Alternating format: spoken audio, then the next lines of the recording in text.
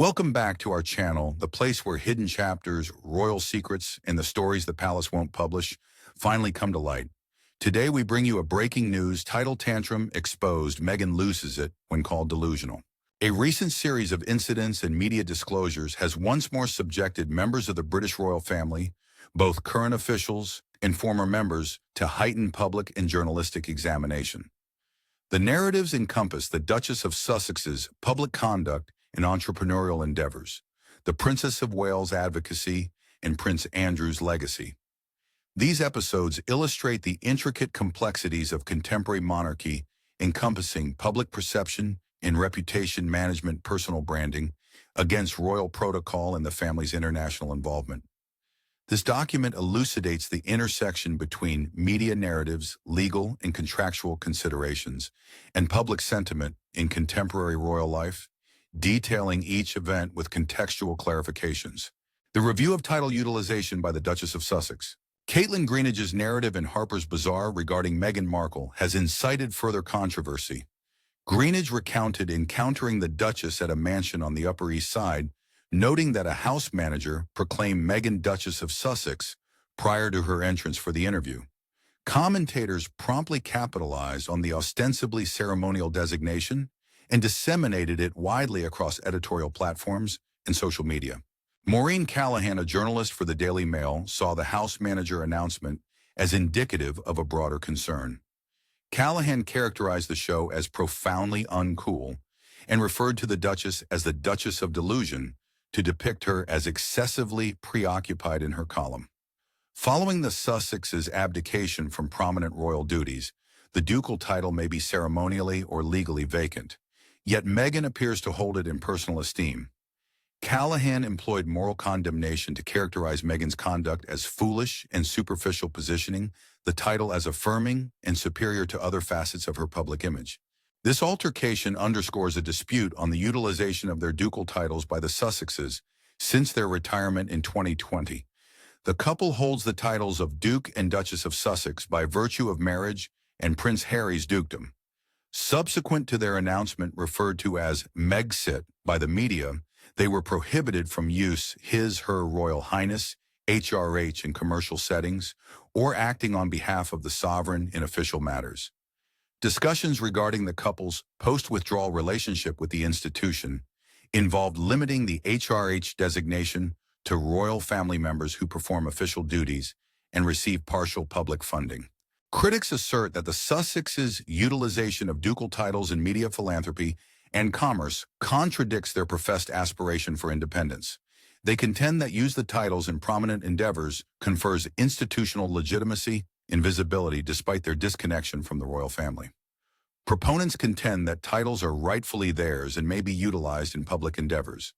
Titles may include elements of individual identity and societal acknowledgement rather than serving as representations of the state. A ducal title is often perceived as an element of a name's public significance rather than as a source of formal power. The recent formal declaration in a private context and the ensuing criticism have rekindled discussions regarding the symbolic value of royal titles, the demarcation between private and public existence for former senior royals, and the necessity of distinguishing personal branding from historical institutions. These allegations are founded on legal, cultural, and procedural difficulties.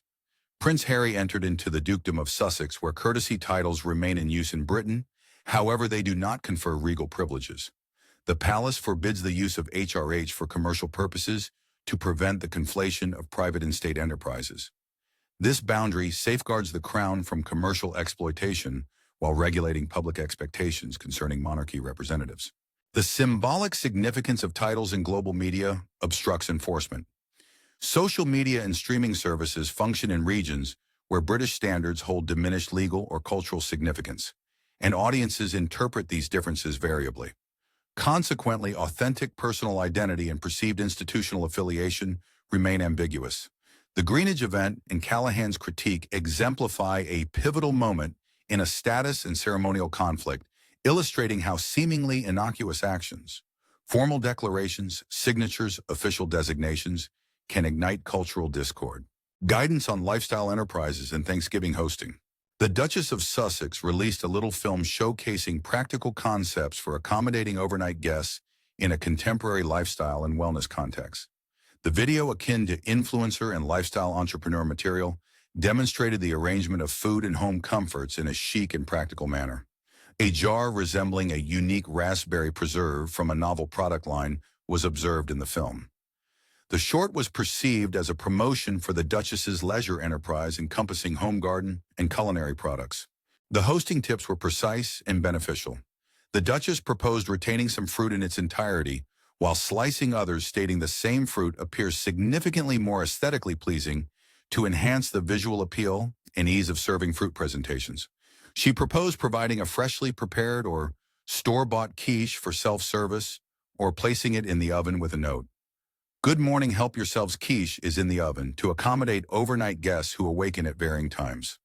Both strategies were advocated as means to demonstrate hospitality while safeguarding host privacy and reducing the necessity for constant availability.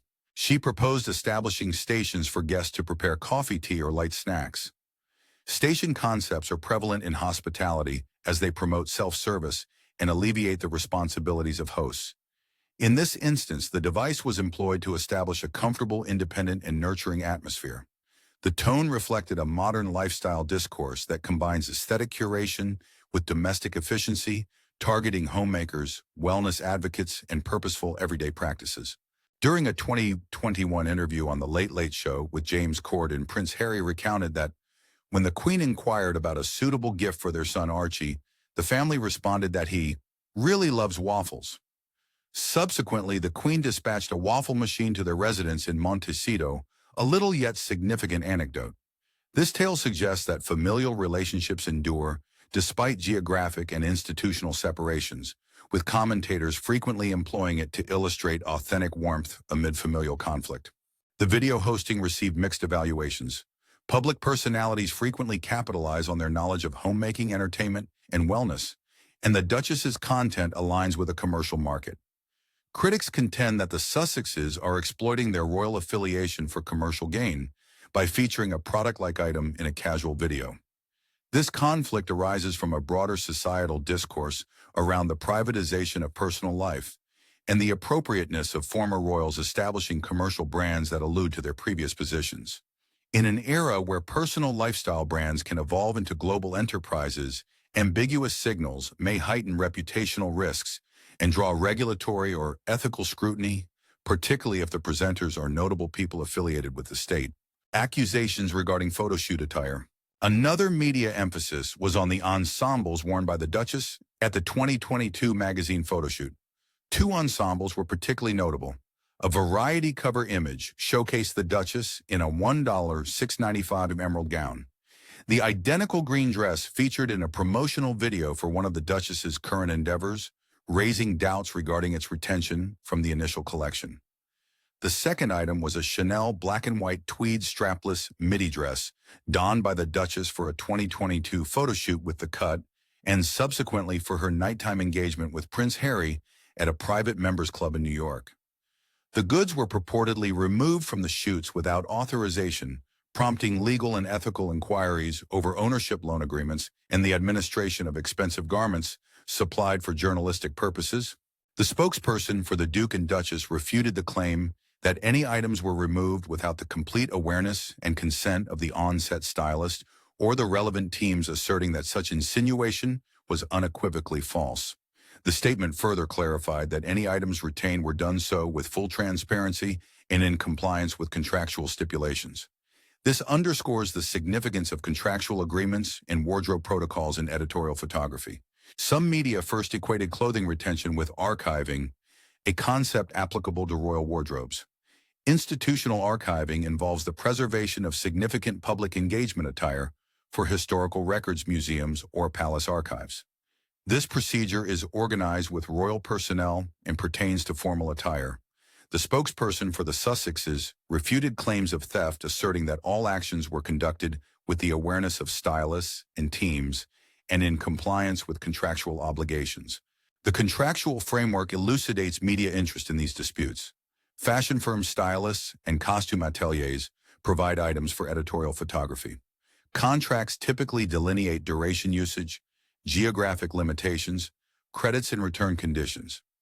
A prominent individual may acquire a piece following a shoot with the lender's approval, or items may be donated or permanently relocated. Institutional archiving complicates the documentation of royal apparel utilized for official activities, as palace records are preserved for historical and museum purposes. These typical arrangements intersect with celebrity culture and global scrutiny, posing questions over provenance and retention optics. Much of the public discourse is speculative and narrative-focused, lacking the contractual specifics from the Sussex's staff. The Sussex's omission from the U.S. royal visit. The royal family is anticipated to visit the U.S. in 2025 for the 250th anniversary of American independence, both diplomatically and ceremonially. A significant and prominent milestone for bilateral relations, the commemoration has sparked curiosity on which royals will represent the monarchy at American festivities. Should the king's health and schedule permit, King Charles III and Queen Camilla may accompany William and Catherine in July. Senior royals participating in such events would uphold the tradition of state visits and commemorations, reinforcing the special relationship between the UK and the US. During his official visit to the UK, former President Donald Trump extended invitations to members of the British royal family. Media commentary characterized the action as a diplomatic courtesy and an element of an extensive symbolic tour. A royal tour of this nature would probably encompass a meticulously organized schedule of formal events, public engagements, and private encounters to highlight British-American relations, cultural, economic, and political connections. Notably, certain sources suggest that the Duke and Duchess of Sussex will be absent from the royal tour in 2025. Their exclusion is chiefly attributable to their non-functional royal status. Following their retirement from frontline duties and the relinquishment of official support for their residence in 2020, the Sussexes pursued autonomy from institutional frameworks. Due to that rank, they infrequently represent the king in official affairs or palace excursions. Their anticipated absence from the 2025 U.S. commemorations indicates that once official duties and the authority to serve as institutional representatives are relinquished, they are not promptly restored for state-sanctioned events. This exclusion is not merely procedural. The palace is orchestrating perceptions and communications. During a state or commemorative visit, the monarch's envoys are selected for their ceremonial expertise and capacity to represent the crown. The Sussexes' memoirs, media interviews, and commercial partnerships have deviated from royal messaging, and their involvement in a meticulously orchestrated diplomatic mission could complicate its presentation and reception. The royal family meticulously considers the diplomatic implications of receiving an invitation from a foreign head of state, as the composition of the delegation conveys political and cultural signals on the monarchy's priorities. Concentrating on active royals enables the palace to establish a cohesive institutional presence. Nonetheless, Sussex supporters contend that their exclusion undermines the monarchy's inclusive familial image and disregards its global appeal. Recognition and renown can facilitate connections in international contexts, particularly in Commonwealth nations and the United States. Thus, some experts consider the exclusion of former working royals to be a miscalculation. The palace seeks institutional cohesion and oversight, yet individuals with substantial public followings can facilitate outreach efforts. Advocacy for mental health and addiction by the Princess of Wales. Upon her return to the UK, the Princess of Wales has advocated for mental health and social welfare. A sincere and meticulously crafted statement was recently issued to inaugurate Addiction Awareness Week, an annual activity aimed at enhancing awareness and diminishing stigma. The Princess, as royal patron of the Forward Trust, a long-standing British charity addressing drug and alcohol addiction, implored the public to exhibit greater compassion and understanding. She asserted addiction is neither a choice nor a personal deficiency, but a multifaceted mental health disorder that warrants empathy and support. This assertion signifies a transition in public dialogue from moralistic perspectives to an acknowledgement of addiction's connections to mental health, social determinants, and frequently trauma or adverse childhood experiences. Notwithstanding heightened knowledge, the Princess stated that individuals' experiences of addiction are influenced by fear, shame, and judgment, urging society to alter its approach to addicts. Catherine, having become a patron of the Forward Trust in June 2021, has consistently emphasized issues related to addiction, mental health, and early adversity. The statement was signed Catherine, adhering to a contemporary royal tradition of using a less formal signature for personal or advocacy communications. It also underscored her personal commitment. This engagement was among her most prominent since disclosing her cancer treatment in March 2024. Since that time, she has curtailed her public responsibilities to recuperate. The message illustrated how family members reconcile personal well-being with obligations and duties throughout a gradual re-engagement in activism. Charities and advocacy organizations praised her focus on a stigmatized issue despite advancements. Her communication of empathy and pragmatic assistance rather than ethical reproach is consistent with contemporary therapeutic and public health approaches that emphasize evidence-based treatment, social support, and the removal of obstacles to care. In addition to direct lobbying, the princess demonstrates how contemporary royals can impact public policy via patronage in evidence-based programs. Her collaboration with the Forward Trust enables her to interact with practitioners, scholars, and individuals with lived experience to enhance empirically informed public communication.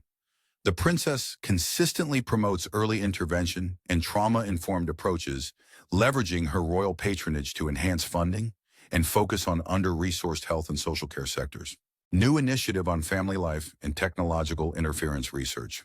The Royal Foundation for Early Childhood, established by the Princess of Wales, conducts research on technoference, examining how digital devices such as smartphones, tablets, and other screens interfere with familial interactions, which aligns with her focus on early childhood development and family wellness. The phrase has gained prominence in academic and public policy discussions to characterize excessive device checking in the presence of loved ones and its possible behavioral and emotional repercussions on children and relationships. A $100,000 grant from the Royal Foundation will finance a study examining the reasons adults prefer using electronics over engaging in play with children and other family members. The research aims to obtain robust data regarding the incidence of technoference vulnerable situations and its impact on early attachment communication and well-being. The initiative seeks to develop resources and guidance for parents and caregivers to utilize technology judiciously and enhance familial bonds. In public statements regarding the project, the princess articulated apprehension that a generation may be maturing more isolated, more lonely, and less prepared to cultivate the warm, meaningful relationships that underpin a happy, healthy life. Early attachment experiences and consistent parental responsiveness are correlated with subsequent social, emotional, and cognitive outcomes. The Royal Foundation employs technoference to connect increasing technology usage trends with long-term developmental objectives and to push institutional and corporate entities to reflect on the impact of their goods on family dynamics. The Foundation's survey revealed that 62% of UK adults were sometimes, often, or always distracted by phones or other devices in the presence of family. Statistics are used to quantify the issue and establish a research baseline. The Prince and Princess have endeavored to replicate their approach at home. Prince George, their eldest child, is without a smartphone to protect him from the demands of incessant communication. Proponents assert that this familial decision illustrates how private initiatives might enhance public efforts to promote healthy digital behaviors. The princess has implored corporate leaders and lawmakers to emphasize time and tenderness in conjunction with profit and success, contending that economic objectives should align with humanitarian care. Her promotion of the subtle, frequently unnoticed labor of caregiving and nurturing situates the technoference initiative within a broader advocacy framework aimed at reevaluating caregiving and prioritizing early childhood development in public policy. While pioneering in branding, the technoference campaign is situated within a wider context of public health discourse concerning screen time, parental engagement, and the design of products that need constant attention. The research may counsel families and corporate responsibility, urging device manufacturers, app developers, and social platforms to scrutinize defaults notification systems and user experience options that amplify or mitigate intrusive usage. The princess's strategy of integrating public awareness with institutional mechanisms for reform is seen in the initiative's connection between individual conduct and systemic transformation. Prince Andrew renaming of streets and consequences. Prince Andrew's association with Jeffrey Epstein has enduring consequences. The Mid and East Antrim Borough Council in Northern Ireland is renaming Prince Andrew Way following public complaints regarding its association with the troubled king. Municipalities undertake this action to dissociate from politically or morally dubious individuals. Renaming a street necessitates extensive administrative procedures, and the council cautioned homeowners of the implications. Residents are required to notify banks, update driving licenses, amend utility bills, inform government departments, and contact benefit organizations when changing their residence. The council indicates that anyone impacted may encounter a bureaucratic nightmare. The decision to advance was seen as local democracy, addressing community apprehensions around symbolic associations and reputational harm. The Northern Ireland Initiative is a component of a broader movement wherein governmental institutions, corporations, and communities reevaluate Prince Andrew. The Duke of York, another tavern in Windsor, eliminated a photo of the prince from its exterior signage to avert linkage. Numerous UK institutions and entities that initially bore his name are reassessing their titles. These activities illustrate the reputational and institutional consequences of a high-profile scandal. Sponsorships, patronages, and name honors can be swiftly compromised. These events correspond to Prince Andrew's newly established monarchical status. The late Queen stripped him of military associations and royal patronages, and he no longer performs official duties. He enacted those measures following public and legal condemnation on his affiliations and conduct. Local and symbolic actions such as street renaming and modified signage demonstrate social discontent and efforts to diminish his public visibility. The topic prompts inquiries on how communities honor living individuals whose reputations change. Altering or diminishing a public imprint influences community identity, historical memory, and the choice of honors and eponyms. Municipalities and institutions must evaluate administrative expenses in relation to ethical considerations, reconciling the aspiration to embody contemporary ideals in public spaces with the obligations of inhabitants and organizations enacting modifications. Speculated interview with Sarah Ferguson. Sarah Ferguson, the former spouse of Prince Andrew, may contemplate a significant media interview. Sources indicate that the Duchess is displeased with King Charles's directive for her and Prince Andrew to vacate Royal Lodge, their long-standing 30-room residence in Windsor. Royal Lodge, historically associated with the Yorks, is apparently being reassigned as part of the King's and his advisors' initiatives to optimize the monarchy's operations and reduce the assets and expenditures of non-working royals. The King's evident intention to relocate the marriage is integral to a broader strategy aimed at establishing a more streamlined, fiscally responsible monarchy with a reduced number of senior royals' homes and staff members. The Duchess of York, who has faced financial difficulties and pursued economic opportunities while expressing remorse for previous choices, is believed to be profoundly troubled by the loss of a long-term house. Her financial difficulties involve taking $15,000 from Jeffrey Epstein to settle a debt, a decision she now regrets. This story is frequently referenced in media portrayals of her association with Epstein and her attempts to restore her reputation and financial standing. In this environment, the Duchess may be receptive to a lucrative proposal for a revealing interview with a prominent American network. Facing financial difficulties and wishing to disclose her distressing experiences, she would consider expensive media interviews. Any such interview would pose a reputational concern for the royal family, as the King aims to prioritize senior working members such as the Prince and Princess of Wales and the Princess Royal, rather than disputes involving the Sussexes and Yorks.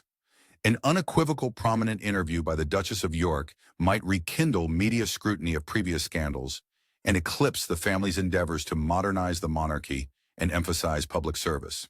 This prospect illustrates the contradiction between human agency and institutional strategy. Non-working royals may create personal narratives and financial choices that contradict the palace's prudence and consistency.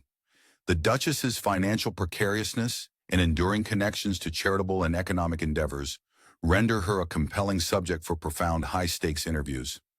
The palace must evaluate the reputational implications of such disclosures in relation to the public's interest in transparency and the financial circumstances of individuals associated with the institution. Conclusive remarks. The Duchess of Sussex's disputed utilization of titles and transition into lifestyle content, the Princess of Wales's efforts in addiction advocacy and technofference, Prince Andrew's decline in reputation, and Sarah Ferguson's media tactics all provoke inquiries regarding the monarchy's private and public spheres. The episodes illustrate the contestation of titles and symbolic gestures in public discourse, the blurring of boundaries between private enterprise and royal authority through branded products and lifestyle advice, the role of patronage and advocacy in highlighting social issues and shaping policy, and the impact of reputational damage to individual royals on public spaces and collective memory.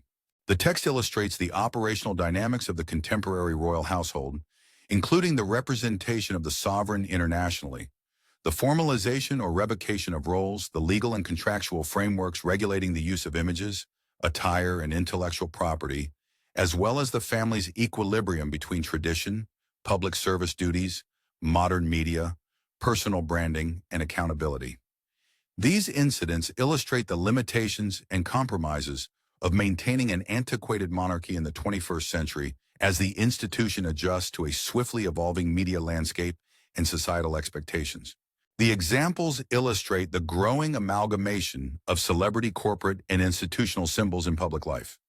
Royal family members' lifestyle marketing activism and public disclosures intersect with trends that might influence diplomatic relations, public discourse, and collective memory.